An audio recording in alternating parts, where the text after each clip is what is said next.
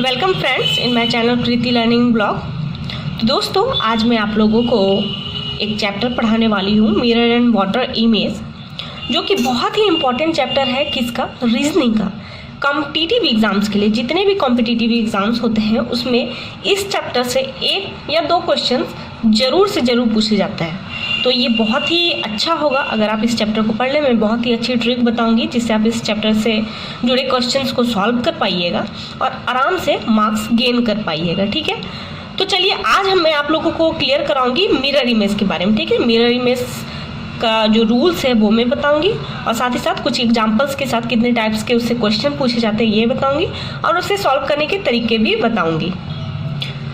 तो सबसे पहले समझते हैं कि आखिर मिरर इमेज क्या है। ये हम सबको मालूम है, मिरर में बनने वाले कोई भी इमेज को क्या कहते हैं? मिरर इमेज कहते हैं। तो बेसिकली होता क्या है, मिरर जो हमारे रियल इमेज है, जैसा हम दिख रहे हैं, अगर हम मिरर के सामने जाते हैं तो जरूरी नहीं कि वैसा ही दिखे, थोड़ा सा वो चेंज रहता है।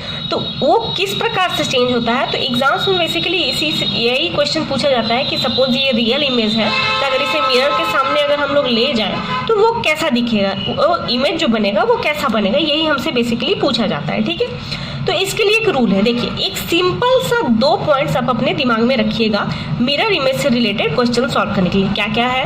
पहला रूल याद रखिएगा, सबसे पहला रूल कि जो भी लेफ्ट है वो राइट हो जाता है।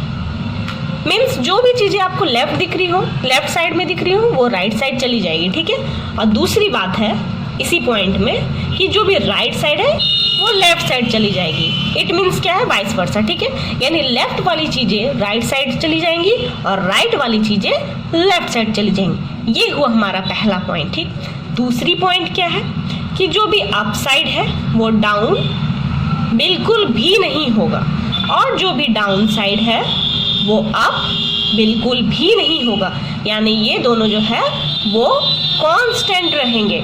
ठीक है, ये 2 पॉइंट्स हैं जो कि आपको मिरर इमेज सॉल्व करने के लिए याद रखनी। क्या कि लेफ्ट राइट हो जाता है, राइट लेफ्ट हो जाता है, यानी लेफ्ट राइट वाइस वर्सा होती है, चेंजेस होती है, और अप डाउन जो है वो कांस्टेंट रहते हैं, यानी बिल्कुल भी चेंज नहीं होते। तो यही वो 2 फॉर्मूलाज है या 2 रूल्स कहिए जिससे आप मिरर जो इमेज है उसके सारे क्वेश्चन सॉल्व कर सकते हैं। अब मैं आप लोगों को बताती हूँ कि मिरर इमेज आखिर कितने टाइप्स के क्वेश्चन पूछे जा सकते हैं। तो मिरर इमेज में ध्यान दीजिए, पहला जो है वो आपका फिगर टाइप रहेगा। ठीक है, फिगर टाइप इमेज रहेगा। दूसरा आपका रह सकता है अल्फ़ाबेट टाइप, मीन्स जितने भी हमारे अल्फ़ाबेट्स होते हैं 26 अल्फ़ाबेट्स इंग्लिश में, उससे रिलेटेड रहेंगे। तीसरा है नंबर से रिलेटेड रह सकता है, या फिर चौथा जो है क्लॉक। ठीक है, क्लॉक से रिलेटेड भी हमें क्वेश्चंस किए जाते हैं कि क्लॉक में सपोज 2 बज रहे हैं रियल इमेज में, तो जब ये इसको हम लोग मिरर के सामने ले जाएंगे तो मिरर इमेज इसका कैसा बनेगा, इस प्रकार से क्वेश्चन। तो इन 4 टाइप्स के क्वेश्चंस बेसिकली आते हैं मिरर इमेज से related, figural type, alphabetic type, numerical type और क्लॉक टाइप। अब इन सब के हम लोग एक एक एग्जाम्पल्स लेंगे और इसे समझते हुए चलेंगे। तो चलिए सबसे पहले देखते हैं फिगर टाइप। फिगर टाइप में समझिए, सपोज यहाँ पे एक सर्कल है जिसे इस प्रकार से एक मार्क किया हुआ है लाइन, इसके सामने हमारा मिरर है, तो इसका इमेज कैसा बनेगा? ठीक है, तो हमें क्या मालूम है रूल के अकॉर्डिंग कि लेफ्ट राइट होता है और राइट लेफ्ट। तो हमने देखा सबसे पहले कि यहाँ सर्कल है, तो सर्कल को आप लेफ्ट कीजिए या राइट कीजिए, उसमें नो चेंज, यानी सर्कल रहेगा सर्कल ही। और क्योंकि अप डाउन तो कुछ होता नहीं तो उसे मुझे देखना ही नहीं है, सिर्फ मुझे लेफ्ट राइट को नोटिस करना है। तो क्योंकि ये सर्कल लेफ्ट राइट कीजिएगा तो सेम ही रहेगा, तो सर्कल ही बनेगा। बट इस सर्कल के अंदर हम देख रहे हैं कि एक लाइन है। कैसा लाइन है? जो कि लेफ्ट की तरफ मुड़ा हुआ है। तो क्योंकि ये लेफ्ट की तरफ मुड़ा हुआ है तो मुझे क्या मालूम है कि लेफ्ट जो है वो राइट में चेंज होता है। तो ये लेफ्ट की तरफ मुड़ा हुआ है तो चेंज होकर ये क्या हो जाएगा? राइट की तरफ। सिंपल, ये हमारा हो जाएगा सही फिगर। अब सपोज और एक मैं फिगर का ही एग्जांपल देती हूँ। सपोज एक एरो है इस प्रकार से दिया हुआ। ठीक है, तो हमें क्या मालूम है, यहाँ मिरर रखा हुआ है, हमें क्या मालूम है कि लेफ्ट राइट होता है, राइट लेफ्ट, और अप डाउन तो कुछ होता नहीं है, कांस्टेंट रहता है। तो मैंने देखा यहाँ पे एक एरो है जो लेफ्ट की तरफ इशारा कर रहा है, तो फिगर में क्या हो जाएगा? राइट की तरफ इशारा करेगा। साथ ही साथ मैंने देखा एक एरो है जो इस प्रकार से इस साइड, लेफ्ट के side he but down side इशारा कर रहा है, तो मुझे क्या मालूम है, लेफ्ट अप डाउन तो चेंज होता नहीं है, यानी ये डाउन की तरफ ही रहेगा। ऐसा नहीं है कि ये एरो ऊपर की तरफ चला जाएगा, बिल्कुल भी नहीं, क्योंकि अप डाउन कांस्टेंट रहता है। लेकिन जो लेफ्ट की तरफ इशारा कर रहा है वो क्या, राइट की तरफ इशारा करेगा, यानी इस प्रकार से राइट की तरफ इशारा करेगा। समझ में आया? लेफ्ट राइट की तरफ इशारा किया, यहाँ पे भी लेफ्ट था तो राइट की तरफ इशारा किया, और अप डाउन जो था मतलब ये नीचे की तरफ इशारा कर रहा तो नीचे की तरफ, और ये ऊपर की तरफ कर रहा था तो ये ऊपर की तरफ ही, यानी अप डाउन तो कांस्टेंट रहा, लेकिन जो लेफ्ट है वो राइट हो गया और जो लेफ्ट है वो राइट हो गया। समझ में आया? तो ये थी हमारी फिगरल टाइप की क्वेश्चन। आई होप आप लोगों को इतना दूर समझ में आ गया होगा। अब हम लोग चलते हैं अल्फ़ाबेटिक टाइप में। ठीक है, अल्फ़ाबेट्स में देखिए, आपको देख लेना होगा, आपको गूगल के थ्रू से मिल जाएगा कि किस प्रकार से अगर मिरर इमेज बनता है तो कैसा चेंज होता है। तो ए देखिए, ए इसी प्रकार से दिखेगा। बी क्योंकि लेफ्ट राइट होता है तो यहाँ पे राइट की तरफ ये जो सर्कल टाइप का है वो राइट की तरफ मूव है, तो यहाँ पे मूव होके क्या हो जाएगा, लेफ्ट की तरफ। सी ये राइट की तरफ इशारा कर रहा है तो इसका इमेज जब बनेगा तो लेफ्ट की तरफ इशारा करेगा। डी इस प्रकार से इसका जो हिस्सा है वो राइट की तरफ निकला हुआ है तो डी लेफ्ट की तरफ निकल जाएगा। इस प्रकार से हमारे जो है अल्फ़ाबेट्स के जो है वो मिरर इमेज इस प्रकार से बनते हैं, यानी लेफ्ट राइट हो जाता है, राइट लेफ्ट। और कुछ लेटर्स ऐसे भी हैं, कुछ अल्फ़ाबेट्स ऐसे भी हैं जो कि कांस्टेंट रहते हैं, जैसे आई देखिए, आई हमेशा कांस्टेंट रहता है। बुक्स में आई इस प्रकार से दिया हुआ रहता है तो ये इसी प्रकार से दिया हुआ रहेगा। ठीक है, इस प्रकार से दिखता है। और भी जैसे टी हमारा वो भी कांस्टेंट रहेगा, क्योंकि ये तो लेफ्ट राइट कीजिए तो ये लाइन ही दिखेगा, और ये भी क्योंकि एक लाइन है तो ये भी एक लाइन ही दिखेगा, इसलिए तो कुछ ऐसे होते हैं जो कि कांस्टेंट रहता है। ठीक है, वो आपको देख लीजिएगा। तो अल्फ़ाबेट में अब मैं एक एग्जांपल देती हूँ, उससे समझिए। देखिए अल्फ़ाबेट्स के लिए सपोज यहाँ पे लिखा हुआ है FISH फिश, और सामने में एक मिरर रखा हुआ है। तो मैंने क्या सीखा कि लेफ्ट राइट होता है तो राइट लेफ्ट। तो अब ऐसा नहीं कि सिर्फ सिंगल अल्फ़ाबेट सिर्फ लेफ्ट राइट होगा, पहले मुझे होल को लेना पड़ेगा। ठीक है, यानी FISH है तो यहाँ इमेज क्या बन जाएगा, HSIF। ठीक है, सब जस्ट उल्टा, लेफ्ट का राइट और राइट का लेफ्ट, यानी FISH है तो HSIF ये बनेगा। ये मुझे दिमाग में रखना है, जरूरी नहीं कैसा बनेगा। ठीक है, ये मुझे दिमाग में रखना है कि दिखेगा कैसा, FISH है तो HSIF दिखेगा। बट अब मुझे ध्यान देना है कि मुझे सिंगल वे में भी सबका चेंज करना पड़ेगा। ठीक है, तो H फिर से मैं ऐड कर देती हूँ, H भी कांस्टेंट रहता है तो H कांस्टेंट है तो H इसी प्रकार दिखेगा। S क्योंकि ये राइट साइड मुड़ा हुआ है तो ये मुड़ के हो जाएगा लेफ्ट साइड इस प्रकार से। ठीक है, उसके बाद I भी हमारा कांस्टेंट रहता है। F में देखिए राइट की तरफ ये लाइंस जा रहे हैं तो जब फिगर बनेगा, मिरर इमेज बनेगा तो वो लेफ्ट की तरफ, तो हमारा आंसर हो जाएगा ये। समझ में आया कि जो भी हमारे वर्ड्स दिए हुए हैं उसको सबसे पहले मुझे लेफ्ट टू राइट करके दिमाग में रख लेना होगा। सपोज यहाँ पे रहता मेरा वाटर ही रहता, सपोज वाटर, तो मुझे क्या देखना है कि WATER होता है तो स्पेलिंग वाटर का, तो मेरे पास इमेज जब बनेगा तो RETAW ये लिखा हुआ रहेगा, यानी RETAW लिखा हुआ रहेगा। लेकिन पर सिंगल अल्फ़ाबेट के हिसाब से भी उसका चेंजेस रहेगा। R मेरा इस साइड मूव किया है राइट की तरफ तो लेफ्ट मुड़ जाएगा। E मेरा राइट की तरफ इशारा कर रहा है तो लेफ्ट इशारा करेगा। T तो कांस्टेंट रहता है, A भी कांस्टेंट रहता है, W भी कांस्टेंट ही रहता है। तो इस प्रकार से मेरा इमेज बन जाएगा। वाटर के सामने अगर मिरर लगा दे तो इस प्रकार से मेरा इमेज बन जाएगा। समझ में आया?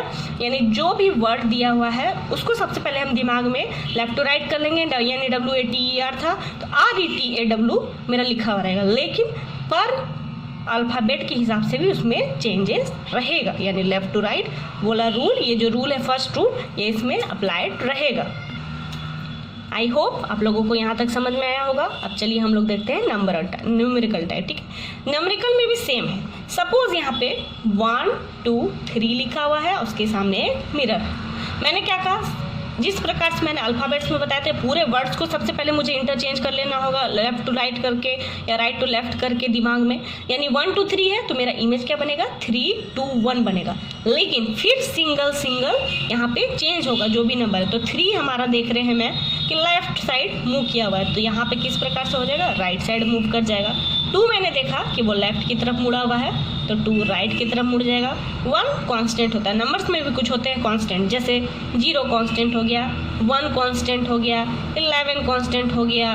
ठीक ठीक है। और क्या क्या कांस्टेंट हो सकता है, 3, 4, 5, 6 और कुछ सब बाकी सारे मूव करते हैं, ठीक है। इस प्रकार से कुछ कुछ नंबर्स हैं जो कि कांस्टेंट रहते हैं। तो इस प्रकार से बेसिकली मैंने क्या कहा, पहले होल को मुझे दिमाग में इंटरचेंज कर लेना होगा, यानी 1 2 3 है तो 3 2 1 मेरा इमेज बनेगा, ये मैंने दिमाग में बिठा लिया। फिर मैंने सिंगली उसे इंटरचेंज कर दिया। समझ में आया? तो इस प्रकार से हमारा नंबर से रिलेटेड जो भी इमेज है वो बनेगा।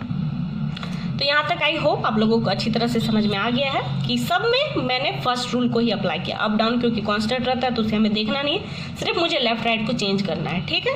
अब हम लोग समझते हैं लास्ट वाला clock type question. Clock type question को सॉल्व करने के लिए मैं तरीका बता देती हूँ आप लोगों को। मैं सारा एक ही पेज में समझा रही हूँ ताकि आप इसका स्क्रीनशॉट भी लास्ट में ले सकते हैं और सारी बातें एक साथ दिमाग में रहेंगी, ठीक है। अब देखिए क्लॉक टाइप में सपोज ये मेरा क्लॉक है, हमें मालूम है इधर 3 होता है, इधर 9 होता है, इधर 12 होता है, इधर 6 होता है, ठीक है। सपोज यहाँ पे मेरा 3 हो जा रहा है, ठीक है। इसके सामने एक मिरर रख दिया गया है, तो इसका इमेज कैसा बनेगा। तो हमें तो मालूम है, हमने क्या सीखा कि मिरर इमेज में लेफ्ट राइट होता है, राइट लेफ्ट होता है, ठीक है। यानी अगर 3 इधर है तो ऑब्वियसली 3 इधर आ जाएगा, इधर 9 है तो ऑब्वियसली 9 इधर आ जाएगा, इधर 12 है तो 12 तो यहीं रहेगा क्योंकि अप डाउन तो चेंज होता नहीं है, और 6 इधर है तो यहीं रह जाएगा, अप डाउन चेंज नहीं हुआ और लेफ्ट राइट चेंज हो गया। ये इस रूल के हिसाब से मैंने समझ लिया। और साथ ही साथ क्या समझा कि नंबर्स भी सिंगली चेंज होते हैं, यानी लेफ्ट राइट यहाँ पे भी अप्लाई होगा तो लेफ्ट राइट इस प्रकार से दिखेगा, है कि नहीं। और यहाँ पे 6 है तो 6 इस प्रकार से दिखेगा, 9 यहाँ पे है तो 9 इस प्रकार से दिखेगा, और 3 यहाँ पे इस प्रकार से दिखेगा। ये मैंने समझा। साथ ही साथ मैंने क्या समझा, अब हैंड्स को अगर नोटिस करें तो 3 इधर इशारा कर रहा था, तो यानी ये राइट की तरफ इशारा कर रहा था तो ये लेफ्ट की तरफ इशारा कर देगा। और साथ ही साथ ऊपर वाला तो चेंज होता नहीं है ऊपर नीचे, तो वो ऊपर ही इशारा करेगा। तो मैंने क्या देखा कि यहाँ 3 बज रहा था तो यहाँ पे भी 3 ही बज रहा है, ये मैंने नोटिस किया अकॉर्डिंग टू रूल्स, ठीक है। कि यहाँ पे मैंने नोटिस किया कि यहाँ 3 बज रहा है तो यहाँ भी 3 ही बजेगा, बट यहाँ पे नंबर्स जो है उल्टा पुल्टा दिखेगा, ठीक है। यानी लेफ्ट राइट चेंजेस दिखेगा। तो ऐसा नहीं है कि यहाँ पे 3 o'clock हो रहा है तो यहाँ पे भी 3 o'clock होगा, बिल्कुल भी नहीं, ये हमारा रॉन्ग हो जाएगा। क्यों? क्योंकि क्लॉक्स में आपको एक बात ध्यान रखनी है कि भले दिख ऐसा रहो लेकिन उसे हम इमेज जो नॉर्मल क्लॉक्स में हम उसको रीड करते हैं उसी प्रकार से रीड करेंगे। यानी इधर हमें मालूम है 9 होता है तो अगर ये कांटा इस साइड मूव हो गया तो हम जान जाएंगे कि यहाँ 9 ही बज रहा है, ठीक है। यानी 9 तरफ ही काटा है, ये हमें दिमाग में बिठाना है क्लॉक के मामले में। क्लॉक से रिलेटेड जो मिरर इमेज है ये बहुत ही इंपॉर्टेंट है, इसे आप दिमाग में रखिएगा कि हमें ऐसा नहीं है कि हम सोचेंगे कि यहाँ पे है जो नंबर्स है वो तो इंटरचेंज होके फिर 3 यहाँ अगर 3 o'clock हो रहा था तो यहाँ पे भी 3 o'clock ही होगा, ऐसा नहीं है। इसमें आपको एक बात ध्यान में रखनी है कि जो रियल क्लॉक में जो टाइमिंग होता है उसी के अकॉर्डिंग हमें इसे निकालना है, ठीक है। तो इसके लिए मैं आप लोगों को एक फार्मूला बता देती हूँ जिससे आपका मिस्टेक्स बिल्कुल भी नहीं होगा, ठीक। जब भी इस तरह से क्लॉक के क्वेश्चन कर रहे हैं कि सपोज इफ़ इट्स सपोज इस तरह से क्वेश्चन है फॉर 20 ऑन रियल इमेज, ठीक है, रियल इमेज, तो हमारा मिरर इमेज में क्या होगा, ठीक है, मिरर में क्या होगा। तो सिंपल सा है, आपको या तो जो दिए हुए क्वेश्चंस के जो टाइमिंग है उसको या तो 1160 से करना है आपको माइनस, या फिर आपको 2360 से माइनस करना है। तो जब आप 2360 से करेंगे तो आपको याद रखना है कि और एक बार उसे 12 से माइनस करना है, ठीक है। ये 2 बार आपको माइनस करना पड़ेगा अगर आप 2360 से माइनस कीजिएगा। अब ये सारे हैं क्या, हमें क्या मालूम है कि एक राउंड में 12 आवर्स होते हैं। तो मैंने सपोज यहाँ से माइनस किया, ठीक है, यहाँ से माइनस किया तो मैंने देखा 0 0 है तो ऑब्वियसली ये तो 0 0 0 आ जाएगा, लेकिन यहाँ तो 2 से माइनस होगा नहीं, तो मुझे यहाँ से बोरो करना पड़ेगा। तो क्योंकि ये आवर वाला साइड है और ये मिनट वाला साइड है, तो अगर मैं इधर से बोरो करती हूँ, सपोज मैं 1 बोरो की, तो यानी 1 आवर में बोरो कर रही हूँ, है कि नहीं, क्योंकि मैं आवर से बोरो कर रही हूँ। तो ये 1 आवर हो जाएगा, तो 1 आवर में क्या होता है 60 मिनट होता है, तो यानी मैं 60 मिनट बोरो कर रही हूँ, यही तो 60 मिनट में 20 मिनट गया तो क्या बच गया 40। और क्योंकि यहाँ से मैंने एक बोरो कर लिया तो यहाँ 11 आवर बचा है, 11 आवर में 4 गया तो कितना हो जाएगा 7, यानी मेरा टाइमिंग कितना हो जा रहा है 7:40। समझ में आया दोस्तों। उसी तरह ये 2360 कहाँ से आया, ये 24 आवर के फॉर्मेट से आया, ठीक है। ये जो 24 आवर का फॉर्मेट है उसके थ्रू से आया। तो क्योंकि ये 24 आवर का फॉर्मेट है इसीलिए मुझे और एक बार 12 आवर का माइनस करना पड़ेगा, क्योंकि ये 12 आवर के अंडर में आता है ये फॉर्मेट। ये जो क्वेश्चन है वो बेसिकली 12 आवर के फॉर्मेट से ही दिया जाता है, इसीलिए अगर मैं 2360 से माइनस करूँगी तो और एक बार मुझे 12 आवर से माइनस करना पड़ेगा, ठीक है। तो जिस प्रकार से मैंने ये 24 आवर का फॉर्मेट है, मुझे 12 ये जो है यहाँ पे मुझे कैरी करना पड़ा था, बोरो करने पे यहाँ 60 हो गया था। उसी प्रकार से 24 आवर में जब मैं कोई भी सपोज 220 को बोरो कर रही हूँ तो यहाँ पे मेरा 23 हो जाएगा और यहाँ पे मेरा 60 मिनट हो जाएगा। इस प्रकार से मुझे माइनस करना पड़ेगा, इसीलिए इसी से ये आया है, ठीक है। बोरो की सिस्टम से ही ये मेरा फॉर्मूला आया। लेकिन जब भी मैं 2360 से माइनस करूँगी मुझे और एक बार उसी चीज़ को, सपोज ये जो क्वेश्चन था 420 का, देखिए इसमें से भी वही आएगा। 2360 से मैंने माइनस किया 420 को, तो कितना आएगा, तो 0, यहाँ पे 4 आ गया हमारा। यहाँ पे फिर से मैंने बोरो किया 13 और 4, तो कितना हो गया, सपोज मैंने यहाँ पे यहाँ किया तो 13 में से 4 गया तो कितना बचेगा, 9, ठीक है। 9, 10, 11, 12, 13, ठीक है। तो 9 बच गया और यहाँ पे 1 है तो 1 बच गया, ठीक है। 19 आया तो मैंने क्या बताया, जब भी 2360 से मैं करूँगी तो और एक बार मुझे 12 करना पड़ेगा, तो मैंने और एक बार यहाँ पे 12 को किया माइनस, ठीक है, माइनस किया। तो यहाँ 0 का 0, 4 का 4 और 19 में 12 गया तो 7, सेम आया कि नहीं। यहाँ पे भी आया था 740, यहाँ पे भी 740, यानी बस यही दिमाग में रखना है, या तो मुझे 1160 से माइनस करना है या तो 2360 से। और जब भी मैं 2360 से माइनस करूँगी तो मुझे और एक बार उसमें 12 माइनस करना पड़ेगा। समझ में आया दोस्तों। तो इस प्रकार से आप आंसर्स निकाल सकते हैं, ठीक है। और इसमें मैं और आप लोगों को एक बात बताना चाहूँगी, सपोज यहाँ पे तो ठीक है 420 था इसलिए मैंने माइनस कर लिया। तो जब भी मान लीजिए 12 बज रहा हो या 1220 बज रहा हो तो आप कोशिश कीजिएगा, कोशिश नहीं इससे माइनस कीजिएगा 2360 से, क्योंकि 12 तो 11 से कम है। मान लीजिए 1220 बज रहा है तो 1160 तो कम है उससे, तो माइनस तो हो नहीं पाएगा। तो इस फॉर्मूला को यूज़ कीजिएगा तो आपका आंसर जो है वो आसानी से निकल जाएगा। तो यही था दोस्तों हमारा मिरर इमेज। इन फॉर्मूलाज को आप यूज़ कीजिए, क्वेश्चंस को सॉल्व कीजिए। मैं आपको बोलती हूँ, गारंटी देती हूँ कि आपका मिस्टेक्स बिल्कुल नहीं होगा। बस आप पहले रूल को अच्छी तरह समझ लीजिए और ये 4 टाइप के क्वेश्चंस को एग्जाम्पल्स के थ्रू सॉल्व कीजिए। आई होप आप लोगों को समझ में आ गया होगा। अगर आपको कोई भी प्रॉब्लम लगे या किसी क्वेश्चंस में कुछ पूछना हो तो आप मुझे कमेंट सेक्शन में क्वेश्चंस भेज के या फिर लिख कर बोल सकते हैं। मैं ज़रूर हेल्प करने की कोशिश करूँगी। Thank you.